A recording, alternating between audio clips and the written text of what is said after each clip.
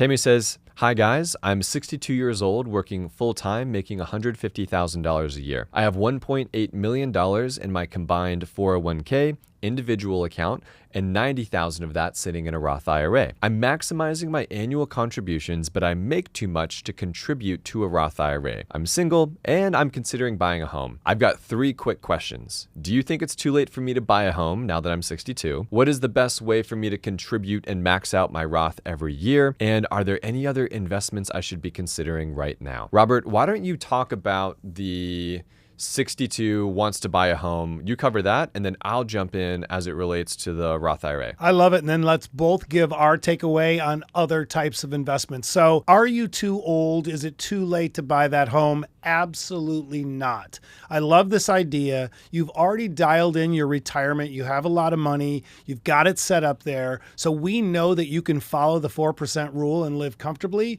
So I love the idea of buying a home. Now, how much home should you buy? I think that's going to be the critical factor. We don't know how you're currently living and what your lifestyle looks like, but I would want you to really focus in on buying a home that is going to meet your criteria of what you're currently paying or close to it in the mortgage and total cost of ownership. I think that would be a great strategy because at the end of the day, you're still quite young. And over the next 10 years, you can really pay that home down and have a solid place and foundation for your retirement with your own personal home. I love that idea. So something that we talk about, right, is unfortunately, a lot of people go into their retirement years and they've got this big mortgage payment still, and it's $2,000, $3,000, $4,000, $5,000 a month. It's eating into their, lifestyle expectations, and they're now having to pull more and more money out of their retirement accounts to float this payment. And so, what I would love to see Tammy have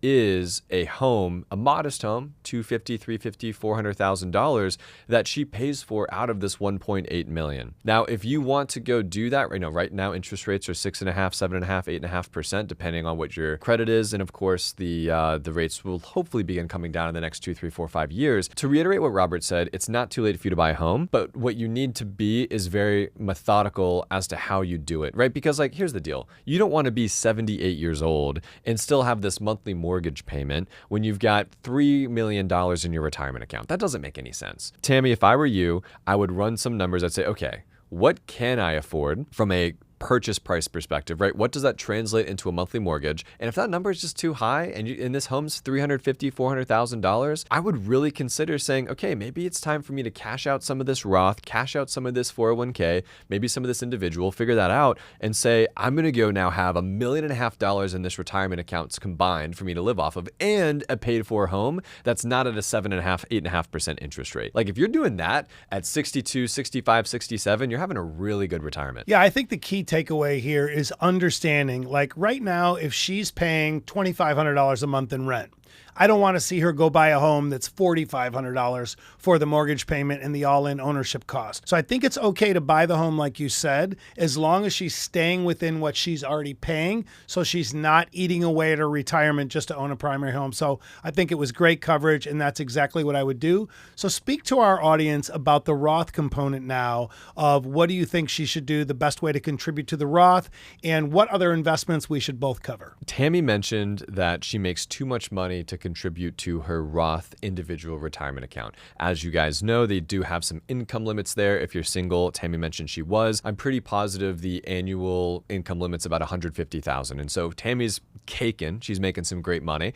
But with that being said, she cannot contribute directly to the Roth IRA. But that's okay, because there's a backdoor component to the Roth IRA, which essentially means what you're going to do here is you're going to open up a traditional IRA. You're going to deposit $7,000 into your traditional IRA, convert it into a Roth IRA, and then go invest the money. So bank account, traditional, convert traditional into a Roth, then the money gets invested. If you do that, you do what millions of Americans do that make too much money to contribute to the Roth IRA, including myself. Now, as it relates to other investments, Robert and I say after you build your base of $100,000, it's always a good idea to diversify. That diversification can come in many forms. If it's real estate, right, you can think of REITs that are publicly traded like VICI Properties, Realty Income Corporation, or just Vanguard's REIT Index VNQ. You can also think about Fundrise, which is more of like a robo-advisor REIT. They give you a lot of exposure to a bunch of different types of real estate. But then you can also think about precious metals. There's cryptocurrency. There's,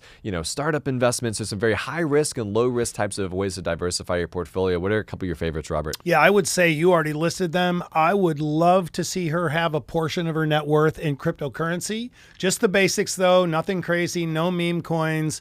None of these new coins that are dropping every day. I'd love to see you own 4 or 5 of the top cryptos like Bitcoin, Ethereum, XRP, maybe some Chainlink, something like that in a nice portfolio. Maybe 2 to 5% of your net worth. But also, I think it'd be really smart right now to get some of that money working in precious metals. You could keep it super simple. You could do gold and silver, and you could use the ETFs GLD and SLV. Gold and silver are outperforming almost all asset classes right now, so I think that'd be a good idea as well. And I think you're on your way. You've done a great job putting yourself in this position you're in leading up to retirement, and that's just it. I would diversify a little bit. Make sure if you're buying a primary home that you do it right, or you could even go one step further with the home.